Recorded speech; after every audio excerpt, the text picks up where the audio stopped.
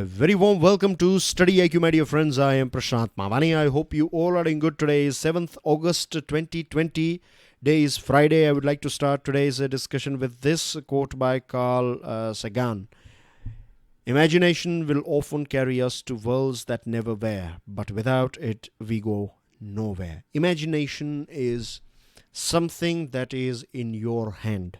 You can imagine your future, you can imagine the things that you want from life, and once you create that image, that will give you that energy to work for that image that you have seen in your mind. You have this power to convert that image into reality, but for that you have to imagine.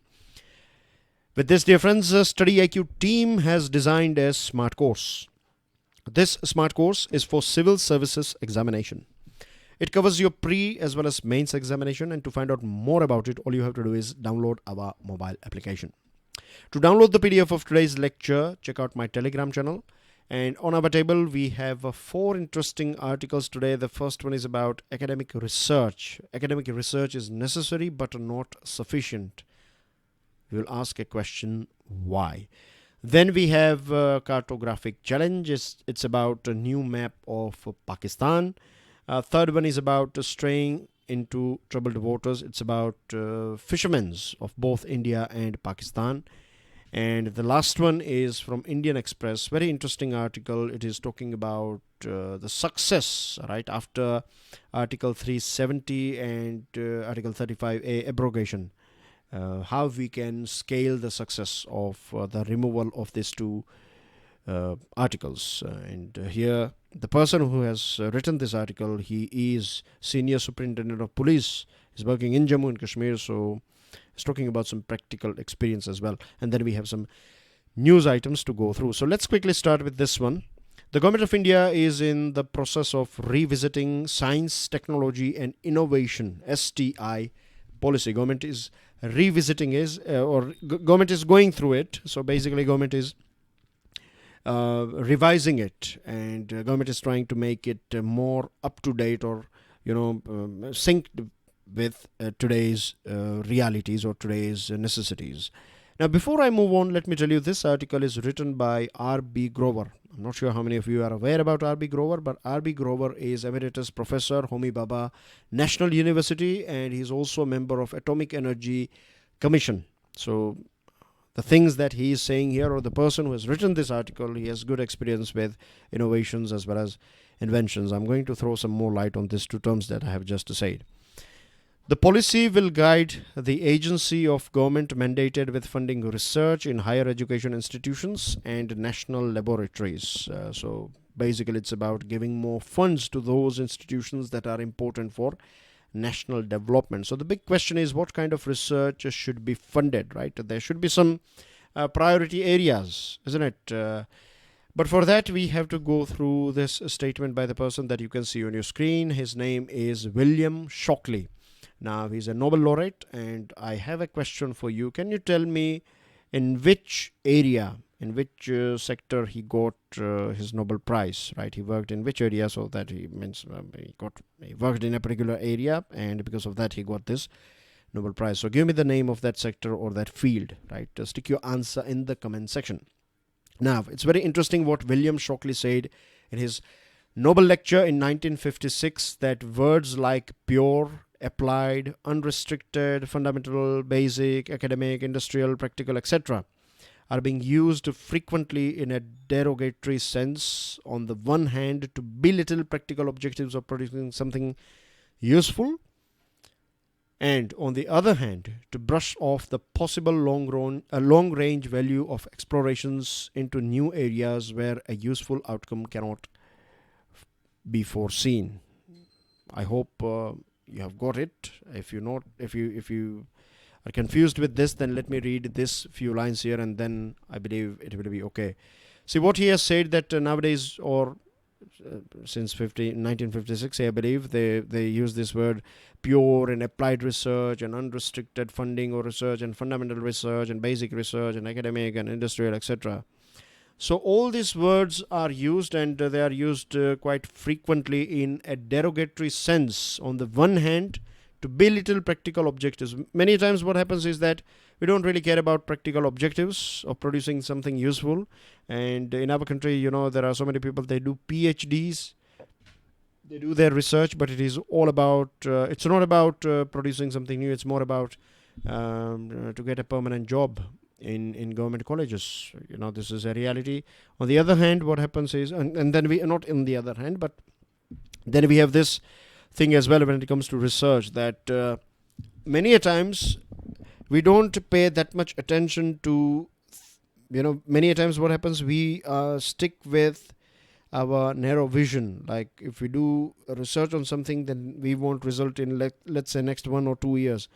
But many a times research is an uncharted territory, though there are rules and regulations for research, but you never know. The reason why you do research is you don't know about something. You want to know some more about a particular thing.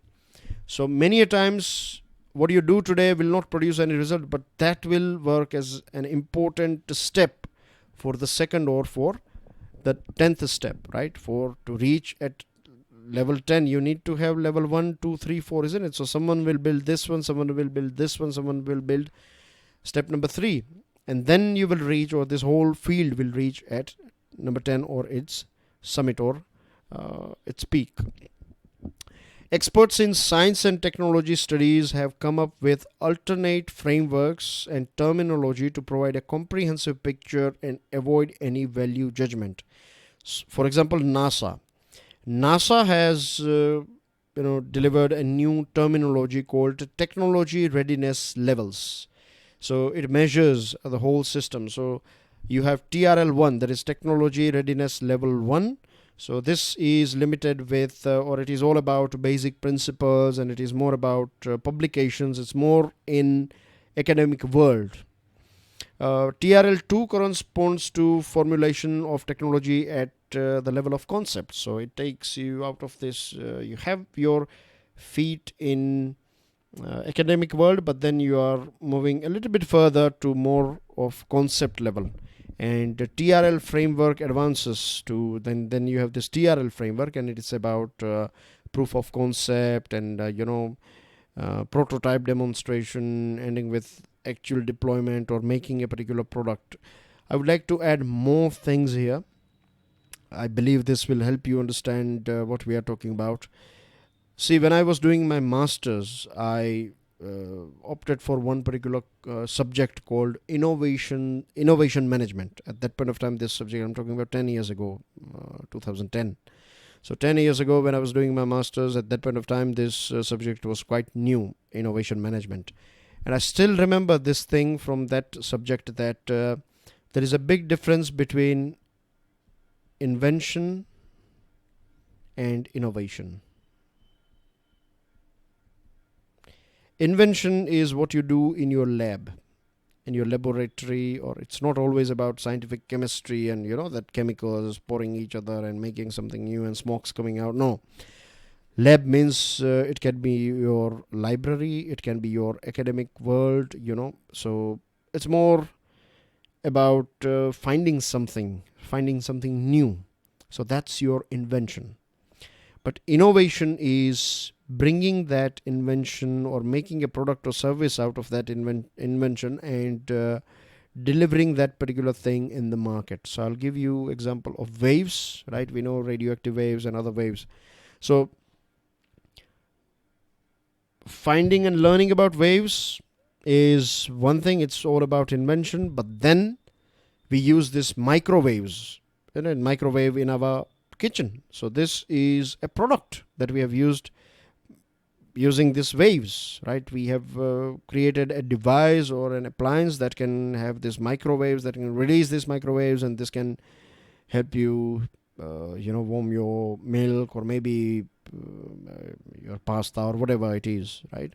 So this is, I hope you got it, right? That one is something that you have invented, something new in your lab, but it's altogether different game when you try to bring this something new and you create a product or service out of it, and then when you launch it in the market as a product. Like electricity, the day when we found electricity, that was a big invention. But today we have these battery banks and we have so many devices running on electricity. So now if you are bringing, let's say if you are using 3000 mAh or something battery bank, and then you are bringing out 20,000 mAh battery bank, so that's not a radical innovation. That is, you can say, incremental innovation, that you are increasing the capacity. Earlier on we used to have 1 megapixel camera in our telephone, in our mobile phones, but now we are getting 100 megapixel as well. So these are not radical innovations, they are incremental. Step by step you are moving up, you are improving, you are refining that product or that particular device or that thing. Like so many cars, you see Maruti 800. So there used to be a very old 35-year-old Maruti 800, or more than that, 40-year-old Maruti 800. Then you see facelifts. Same thing goes with many other cars like Innova, right? And there are other cars as well, Polo, maybe other cars. Okay, so I hope you got it right. Inventing a car is different thing, and then making new cars and new products, that's a different thing. So there is a big difference here. So technology readiness levels, the first one, TRL, is more about inventions and it's about basic principles and academic world. Then you take it to next level and then you finally launch a product. So an alternative is to use the terminology academic research and post academic research. So you have this terminologies as well that you can use. Academic research, something that is more going on in academic world, and then you have something that you are doing in practical world. For example, Honda. I'll give you one example of Honda company as well. Honda, right? These Honda cars and engines, they make jet engines as well. They make motorcycles and make cars and so many other things. So Honda company, they have their research and development unit in Japan. I'm not sure whether it is in Tokyo, but it is in Japan for sure. There is a story behind it as well, but we don't have that much time to go for it. So I'm going to be very brief here. In their R&D as well, they do so many research, right, in their R&D, but at the same time, they are funding so many students in various different universities around the world. And these students are getting money and everything, scholarship from Honda. Honda is paying their bills or their academic fees and other things, their stipend and other things. And these students are doing their research in various different universities. So they are doing academic research as well as post-academic research. One more thing that I have said many a times, I would like to share it again for new students. In developed world, you will find this triangle. University, if we talk about research and development, both. This applies to both academic research as well as post-academic research, AR and PAR. So on one side you have, at one corner you have universities, on the other you have government, and here you have industry. So everyone is working with each other. Industry is providing money to university, government is providing policies and money as well as freedom, and then government and industry are working together. Then so this triangle has created, because they are working with each other, they are supporting each other, they have developed so many products and services, and they are ruling, particularly American companies. You find McDonald's, Coca-Cola, and there are so many other American products, right? They are everywhere. You find them around the world because they have used so many things. They have used basic science to create that freshness that will give you that longevity of your food items, that will keep your wafers or crisps. They will keep it crispy and fresh, right? So this is all part of this research, right? Academic as well as post-academic research. So when you have this combination of both things, then that makes you very deadly. So they have achieved this thing, and something I believe is missing in our country. We are not that great when it comes to AR and PR, or we don't have that strong bridges between AR and PAR in our country. AR and PAR, when pursued together and taken to their logical conclusion, will result in a product or a process or a better clinical practice or a scientifically robust understanding of human health and disease, and there are so many other examples.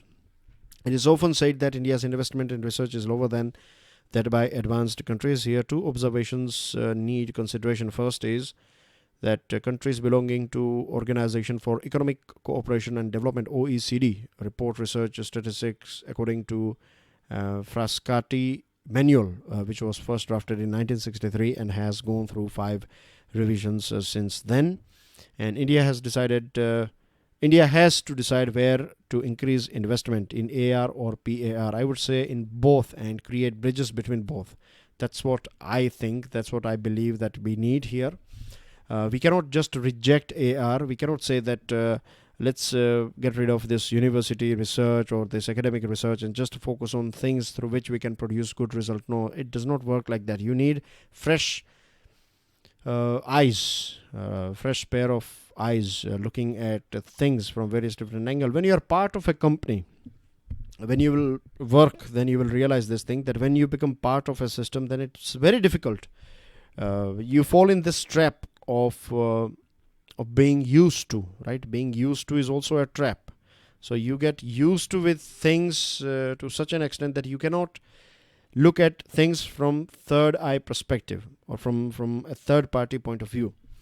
But when you are in academic world, when you are not part of that company, then you can look at it. So this is also important, right? There are so many things I can talk about because research is something that I'm very interesting. I've always been interested in research. I like to know more things, and I like to go. So there are a few things that I would like to go a bit deeper. Maybe in future I'll do a research. Maybe, I'm not sure. Nothing planned yet. But anyway, the lukewarm response to industry is a message for academic. The thing here in our country, the thing that I told you, that we don't have that bridge between AR and PAR. And the reason why industries are not funding or are not that much interested in funding research projects for academic research is itself an indication that we are not producing that good result in AR and PAR as well. Means they would like to prefer, those who have money industries, they would prefer to do their PAR rather than AR, So we still don't have, I think we still don't have that culture. We are still far from that AR-PR sync. Judging the growth of S&T based only on publication provides an incomplete picture. So in short, this article is saying that academic research is necessary but not sufficient. We need to have AR plus PAR both, right? I hope things are clear to you.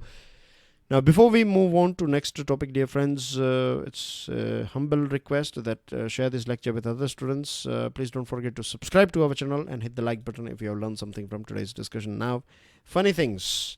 Cartographic challenge. Cartography is a study associated with maps. So, Pakistan has released its new political map. And the thing is, they can take, this is very funny. The reason I'm saying funny is because now what they are saying is Jammu and Kashmir is part of Pakistan, Siachen is part of Pakistan, Sir Creek is part of Pakistan, and the funniest of all, Junagadh, that is part of Gujarat, that is also part of Pakistan. So this is the new map of Pakistan, right? This is how they would like to see things, but this is all fake imagination, right? This is not going to be a reality because Junagadh is part of our country, Jammu and Kashmir is part of our country. Balochistan issue is still going on. They have basically encroached this whole.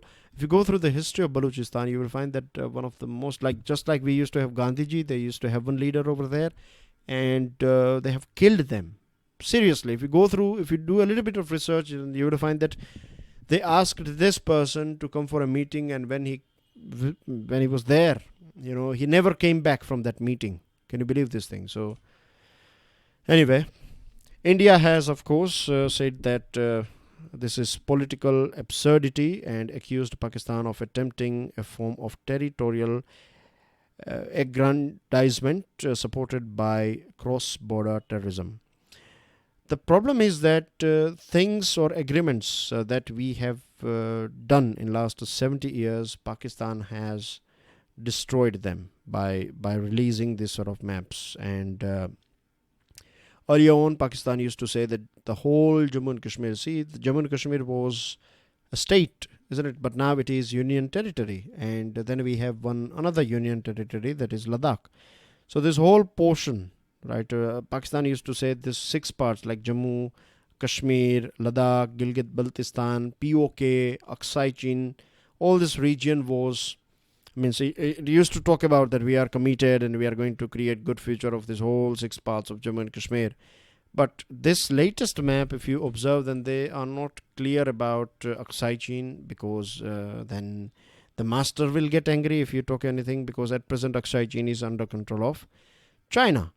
So it's more, it's I think Pakistan is too high with Chinese food, Chinese thoughts, Chinese money, right? These are the things that are driving Pakistan and Pakistani politicians, and I think they have lost their nerves because of, means, can you believe Junagadh? Come on, Junagadh was already, it was a contentious issue back in 1947.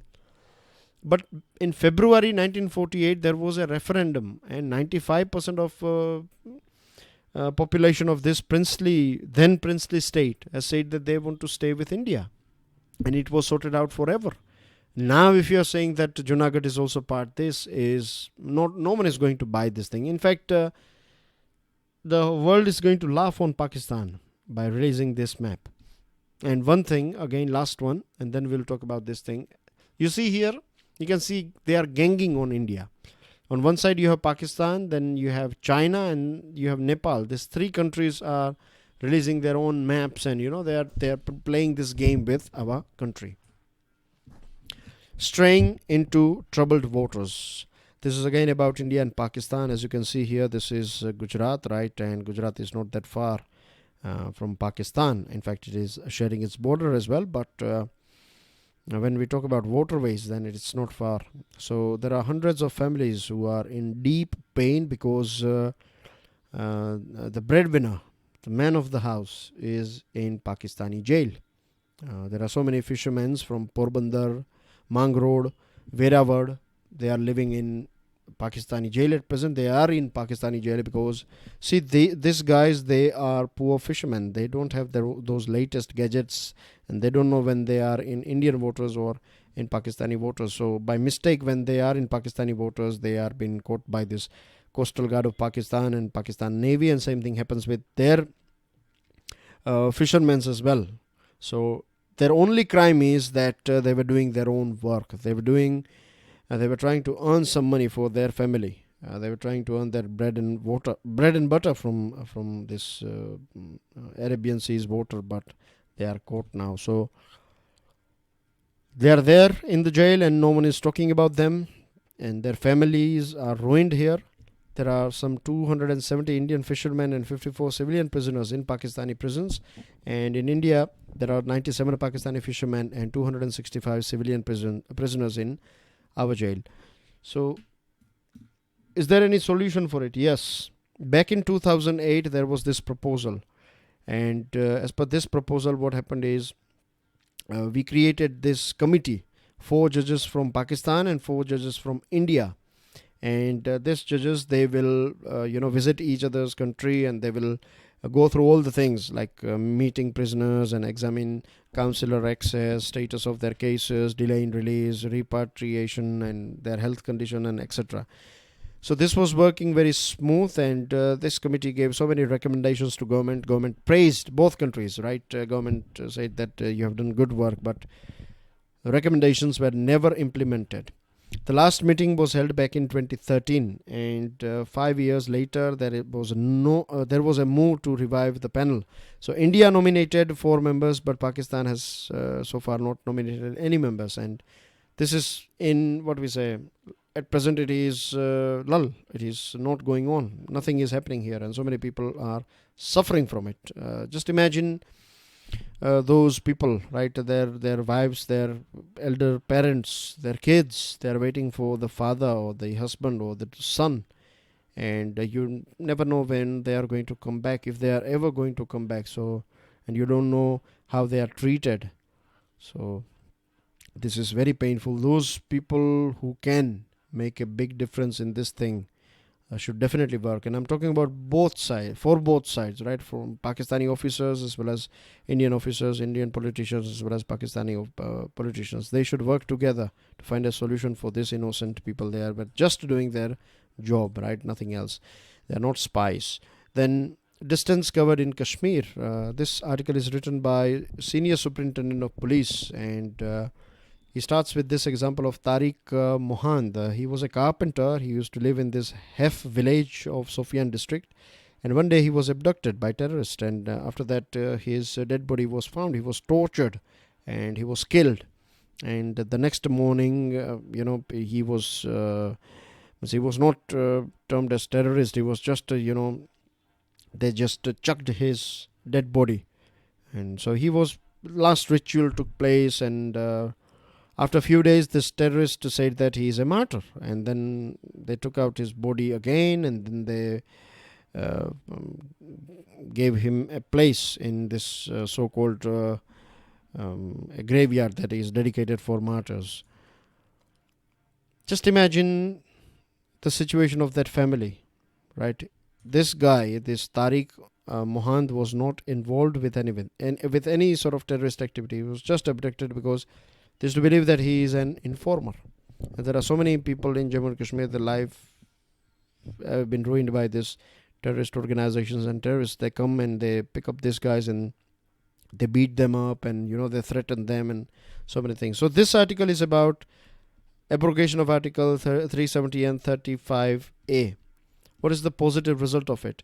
Normally what we think is, one thing is said so many times in media that terrorist encounters have gone up. Okay, that's right, terrorist encounters have gone up, but the most important thing is not terrorist encounters. The most important thing is recruitment of youngsters. There is a big difference or a drastic drop in recruitment of youngsters after this abrogation of Article 370 and 35A, and that is a big success, because if someone is holding a gun in his hand, a terrorist, right? You can hunt a terrorist, you can kill a terrorist using a bullet, but you cannot use bullet for countering an ideology. To fight an ideology, you need to have proper right ideology. And what they are doing, these terrorist organizations, they are brainwashing our young kids, and they are brainwashing it. And then early on, they used to give them money to pelt stones, right? They were given money for stone pelting at security forces, and then out of those stone pelters, they pick some guys, and then they tell them that now you need to upgrade. For how long you are going to just throw stones? This is not going to work. You need to take bombs and bullets in your hands. And they used to brainwash them like this. But now things have changed, and we can see a significant drop. If you go through this article, you will find that there was a drop of 60 recruits, and that's a big thing. Drop of 60 recruits in 1 year, that's a big thing. Normally you used to get 250 and 100, and this was the range.